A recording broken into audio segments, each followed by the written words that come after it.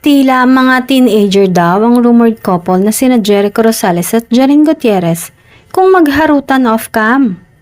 Talagang ang walang pakialam ang mag-partner kung may makakita man sa kanila na naglalambingan, lalo na sa maraming tao.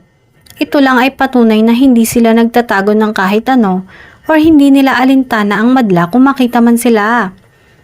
Kaya nilang ipagsigawan ng feelings nila at kaya nilang ipangalandakan sa publiko kung anong namamagitan sa kanila. Nakakakilig nga ang dalawang to lalo na kapag may nakakakita sa kanila. Minsan nga ay may nakahuli pa na nagde-date kasama ang family ni Janine. Hindi na maitatangging close na talaga si Echo sa pamilya ni Janine at nakakatuwa lang isipin na nag-e-effort talaga si Jericho para ipakita sa pamilya ng aktres na tunay ang hangarin niya para kay Janine. Ngunit sa ngayon ay hindi pa nagbibigay ng malinaw na pag-amin ng dalawa tungkol sa status na namamagitan sa kanila at ang mahalaga ay pareho silang masaya sa kung anong meron sila ngayon.